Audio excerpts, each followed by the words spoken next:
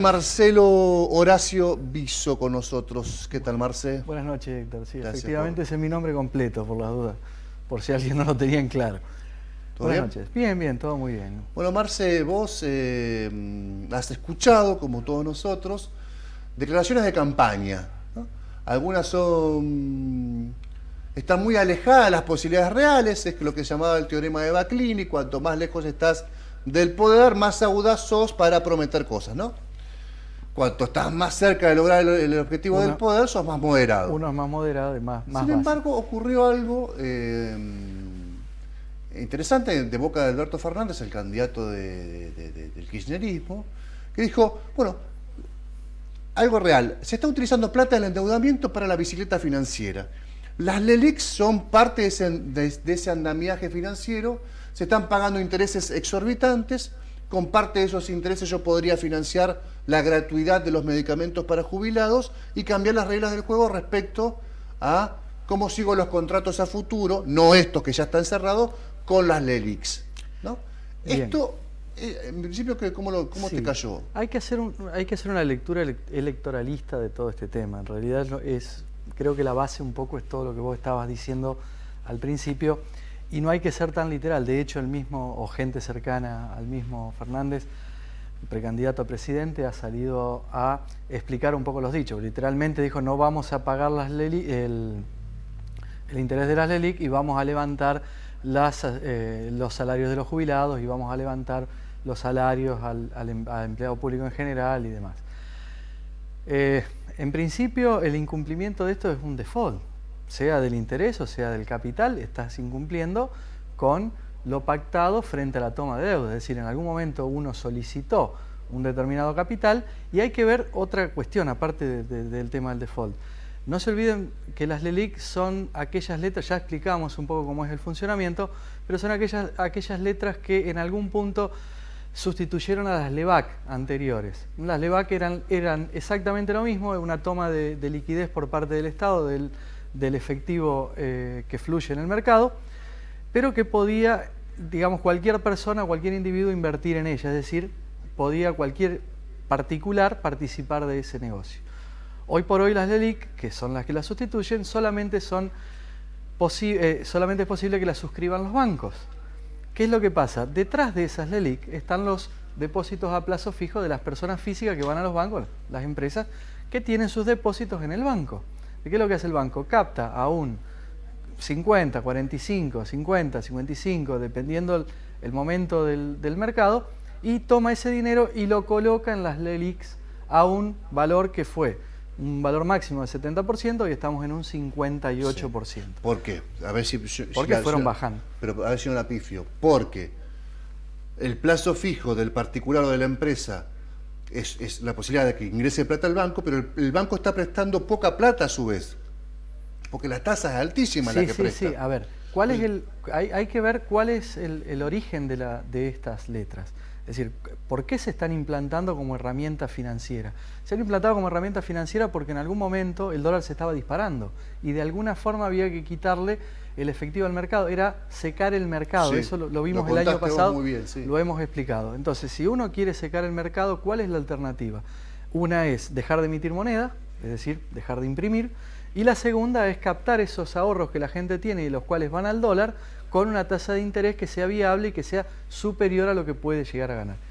¿Es real lo que vos estás pensando? Clarísimo eso. Es real lo que vos estás pensando y lo que vos en algún momento charlamos fuera de cámara. Sí, es una bomba de tiempo, en realidad sí, porque las tasas de interés, si uno las sigue subiendo, en algún momento hay que pagarlas, y cuando hay que pagar, va a faltar dinero de algún lado.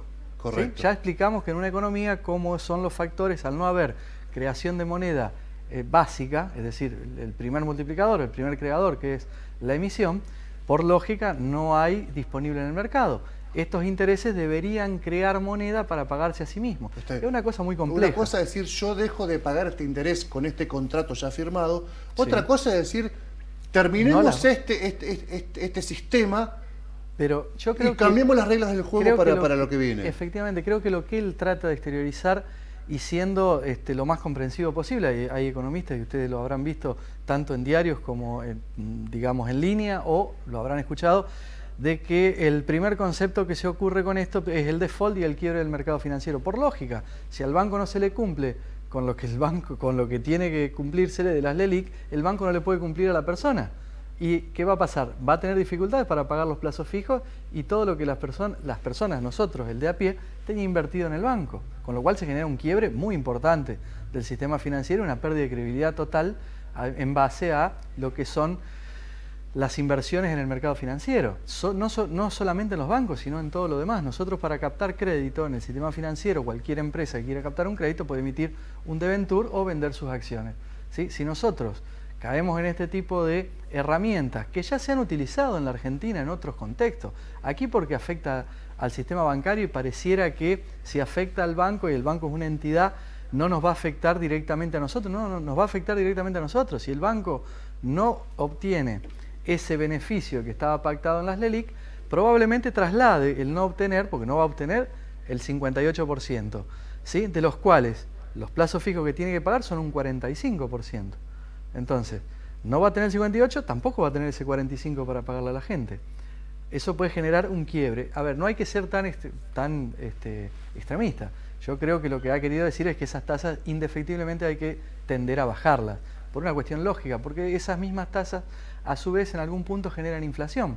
¿Por qué? Porque es más viable, en lugar de invertir en industrializar la economía, en determinados procesos, en determinadas cuestiones de bienes de capital, que digamos, es más fácil invertir en plazo fijo que en esto. Lo que pasa, Marce, es que eso yo después lo convierto en dólares y me llevo los dólares afuera también. Ahí está el otro problema. ¿Cuál es el inconveniente? ¿Cuál es la alternativa a una tasa de interés para una persona que quiere mantener su capital?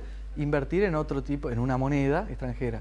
¿Cuál debería ser por lógica y en cualquier país de los industrializados? Nosotros mucho tiempo creímos que éramos primer mundo, allá por la década de los 90, y lo hacíamos. Es invertir en el mercado financiero, de una forma de que las empresas que brindan desde energía hasta transporte y cotizan en bolsa obtengan su financiamiento de la gente y la gente obtenga un retorno. ¿Cuál es el problema? Nosotros como argentinos no estamos acostumbrados a eso, ¿sí? Y es lo que deberíamos estar acostumbrados. Te quiero hacer otra pregunta con tu experiencia. Alberto Fernández diciendo, está subdevaluado el dólar actual, hay que ir a un dólar sincero, hay que ir a un dólar sincero para que sea competitivo la exportación y para que ingresen dólares, que es lo que estamos necesitando, netos y no por la vía del endeudamiento. Ahora, cuando vos decís, y esto además para financiar un 20% de aumento de los jubilados, ahora cuando vos vas a una devaluación, mucha de esa devaluación va al precio, al costo de la economía que está dolarizada. Pienso en esto. Las empresas energéticas, todos sus contratos en dólares. Sí, y sus insumos en dólares. Entonces, ¿cómo van a bajar el costo si vos le subís el dólar? Yo te puedo decir que lo subsidio como Estado, como una opción. ¿Y de dónde lo tenés al subsidio? Si vos estás haciendo toda esta ingeniería financiera para subsidiar, es decir, para aumentar un 20% un determinado sector, ¿con qué vas a subsidiar el otro? Esto es todo un andamiaje. En primera instancia, y para terminar de hablar del tema de las LELIQ no son un fondo discrecional, son intereses, son deuda del Estado, no es dinero que se tenga en efectivo para hacer un gasto discrecional de te doy un 20% a los jubilados, le doy un 15% al asalariado, le doy... No, es una herramienta financiera, no es como lo están planteando, es mucho más profundo. Y lo que vos estás planteando también es una realidad. El dólar debería ser sincero. A ver, no nos olvidemos que es la misma declaración que se podría haber hecho en el año 2011, cuando teníamos un dólar de 10, y al cual se le agregó un 20% de retención, y así se estuvo hasta el año 2015. Que tampoco era sincero ese dólar, ¿sí? Y estoy hablando de la misma política que se había implementado cuando él era jefe de gabinete.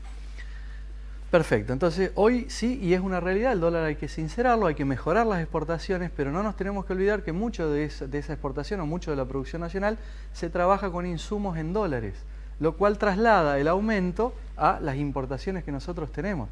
Nosotros no somos un país autosuficiente, o sea, al no ser autosuficiente en un montón de aspectos, y vos nombraste el más importante, que es la energía. De hecho, todos nos acordamos en verano que puede no haber luz, y nos acordamos en invierno que puede no haber gas, ¿sí? Entonces limitamos a las empresas a la utilización de los mismos, queremos sincerar los costos, elevando las tarifas, y vamos a decir que si elevamos el dólar, esto va a andar mejor para ese...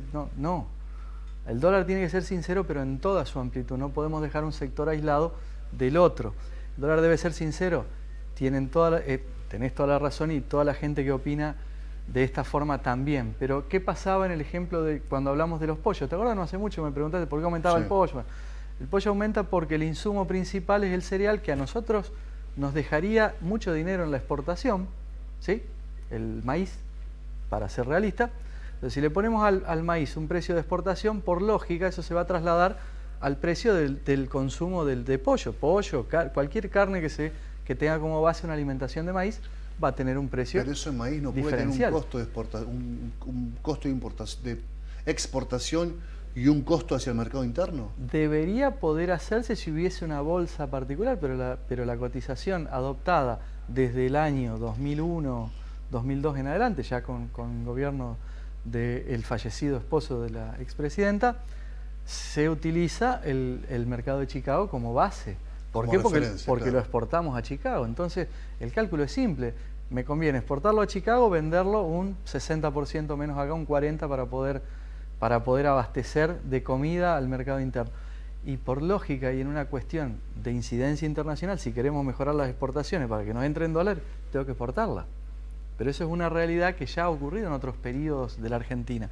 En algún momento de la historia argentina, no quiero citar cuál, era más factible exportar el trigo y producir pan negro en la Argentina. Sí, claro. Que no quiero ser particularista ni quiero que parezca una exposición política, pero todo tiene que tener un balance. El mercado a la larga, y esto es indefectible, obtiene su propio balance. Ese balance es lo que va a sincerar el valor del dólar, pero no salir a lo loco a una corrida que genere inflación, una corrida que genere un aumento de un dólar de 45 a 90, una cosa muy, muy compleja. ¿Sabes a cuánto se acaba de cerrar Boca el contrato con la nueva indumentaria? La verdad, te soy sincero, no lo sé. Boca cambió de marca de indumentaria deportiva. Adidas, sí. Adidas. Perdón. No importa. Después de muchos años, con otra marca. Lo negoció un dólar estimado a 70 pesos a agosto 2020.